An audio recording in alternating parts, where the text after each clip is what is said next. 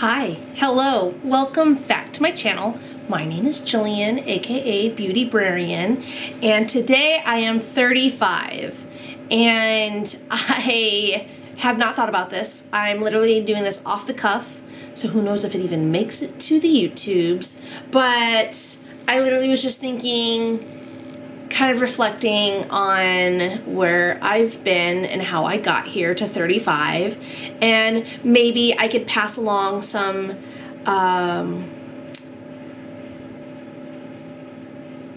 obviously not a vocabulary because I've completely lost my words. Pass on some words of wisdom, some advice from a 35-year-old.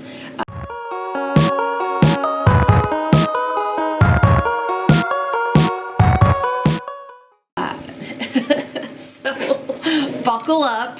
I'm sure this is going to be nothing new. This is something that a lot of people do, pass on wisdom and things like that, but it always boils down to about the same things. So sorry if it's super repetitive from what you've heard in the past or all of the Instagram posts about, you know, how to live life and whatnot. But to get started, reflecting on who I am and how I've got here, I think if you had told me when I was 25 that I would be a 35-year-old person with purple hair and a YouTube account and lots of friends on Instagram, I don't think I would have believed you.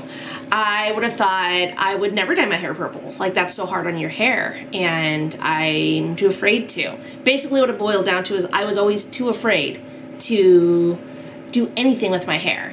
I think, I don't even know, it's just as I've gotten older, it's why not? Why not? I'm in a position where I can afford to, which is great. I truly never did think to ask my employer if I could dye my hair purple. I just did it. Thankfully, she thinks it's dope. So I never had an issue with that aspect of it, which again, 25-year-old me would have been like, oh my God, I could never, because I can't have purple hair at work, which was probably true, but that's a different story. That's, again, following orders and rules of your employment. But I think I was always too afraid to do anything. So once I turned my 30s, I became much more comfortable with who I am as a person, which again, 25-year-old me was so insecure. I still am insecure. I like to say that I'm the most insecure, confident person you've ever met. I definitely fake it till I make it, like, every day, and sometimes I feel like I'm just still faking it. Imposter syndrome is real. You just have to be louder, and these days I'm definitely louder than my imposter syndrome, which is fantastic, but it's not an easy thing to do, to drown out that voice that's telling you that you don't know what you're doing, that you can't do this, why are you even trying, people are gonna know. It's hard to be louder than that voice, but I've learned to be louder. I'm also a loud person, not that hard. So there's gonna be very little continuity to this. I'm all over the place, I can already tell. So yeah, imposter syndrome is real. It never goes away, I'm sorry to tell you. You just have to be louder. But I am slowly becoming more confident as a person. I think the older I get, you hear it all the time, the older you get, the less you care. And I truly could care less. I still let a lot of things eat away at me, but I'm getting better at letting that go. Constant people pleaser, and in my line of work, I want people to like me because I want people to work with me. I'm an outreach librarian. I'm trying to build partnerships, which doesn't always transfer to my real life because it's hard to make friends as an adult. But I do want people to like me. I want people to care so that they will create programs with me and support the libraries. So when things don't go as planned or anything, it's hard. It's hard to be like, how did I mess up? Why did I fail? I didn't fail. It just wasn't like a partnership that was meant to be. Same thing in the real world, right? Like, why don't they like me? It's not that they don't like me. They just probably have other things going on, right? They already have lots of friends and they don't need to add another one. It has nothing to do with me personally. It has to do with bandwidth, and everyone's bandwidth is stretched so thin. I get it. So these are just things that like you just come to terms with, and you start to understand at a deeper level than just telling yourself that, right? Like, it's one thing to tell yourself something, it's another to believe it. So I'm turning into the place that believes it more than just saying it. So I don't really know where I was going with that. I apologize. Learning to not care. Imposter syndrome is real. It never goes away. Don't be afraid to do things. Yeah, those are some big lessons that I've learned so far in my 35 years. Because again, 20-year-old, 25-year-old, even 30-year-old me was still so insecure about a lot of things. And yeah, you just gotta lean into being uncomfortable. You know, if it's always easy, you're not growing. And it's okay for things to be easy for some time.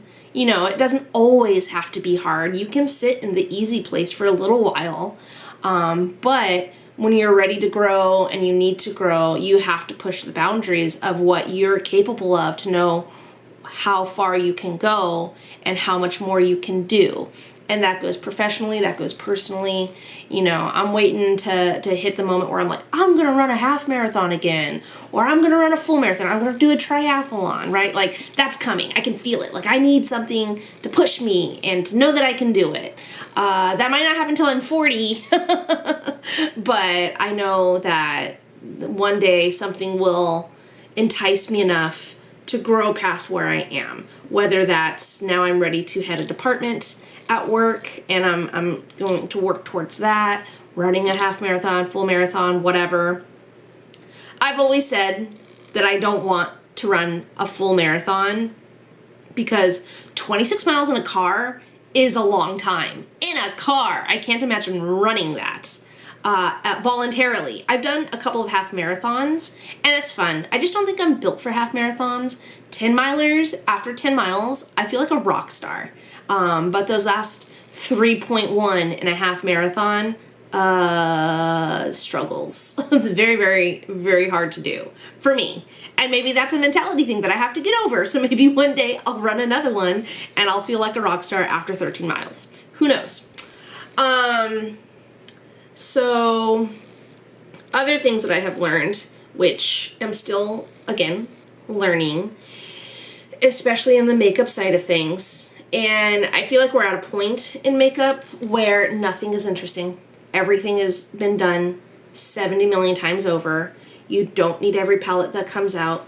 You don't need every lipstick. You don't need 37 blushes. You really don't. You really don't. Take inventory of what you have and notice how many duplicates you have of different brands, but same color, same product that does the same thing. You don't need it all. You don't need it all. I have failed my no-buy this year, but I feel like I can justify every purchase that I've made that served a purpose somehow for me. But in my overall consumption of makeup this year, very little. Very little. Working really hard to use what I have. And I've talked myself out of buying lots of things. I talked myself out of a Sephora birthday haul because it's my birthday and I deserve to buy what I want because it's my birthday. But I looked at what I have and I was like, I don't need anything. Everything that I want to buy from Sephora, I have some version of already. So I don't need it. So I'm not going to do it. I'm going to save that money for something else, like my incredibly high utilities bill. Which is wild this month. So yeah, it's hard. It's hard, especially when we're in these spaces with everybody posting, you know, their hauls and new sales and stuff like that. It's easy to be like, oh, I want that. I need that. I have to stay up with the times. I have to compete with everybody else and have what's new. You really don't. You really don't. If it makes you happy, of course, do it. You know, sometimes something calls to you and it doesn't matter that you have 15 versions of it across 12 palettes, you know what I mean? But this palette has everything that I want and is a perfect palette, then buy it, right? If it makes you happy, buy it.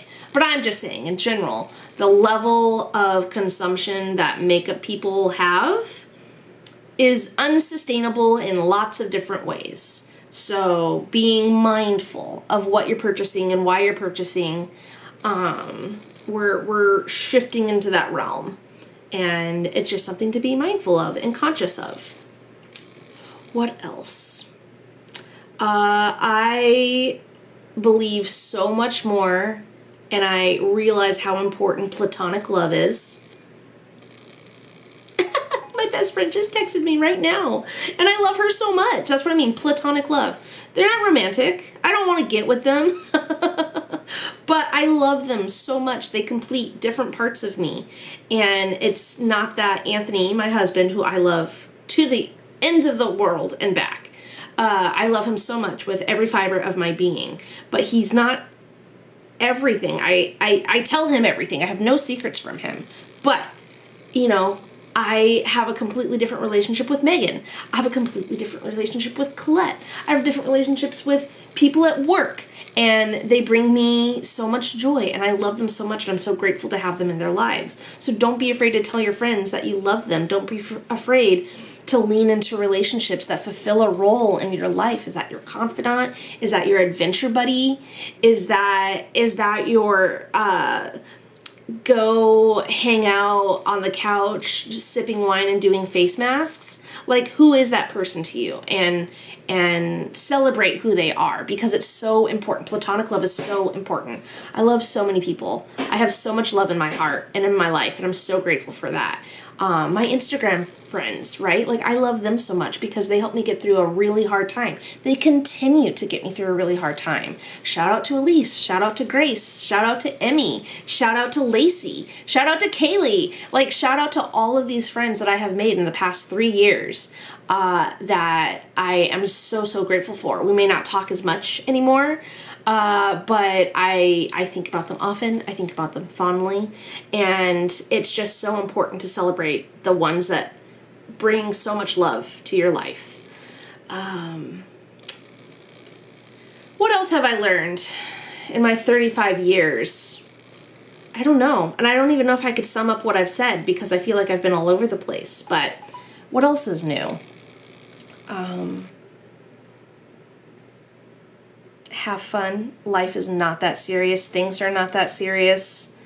The world is a scary place, so find the things that you love and hold on to them. Celebrate the happiness. You know, hug the ones you love. Tell them that you love them. Take chances. Don't be afraid. I think that's the biggest thing. I just feel less afraid these days. Not about the world. Like, the world is scary. The world terrifies me. But, like, in the decisions that I make and the path that I'm on, I'm less afraid, right? Like, if I wanted to completely change my hair and dye my hair green, like, I'm not afraid to do that anymore. I don't want to do that, but I'm not afraid to do that anymore.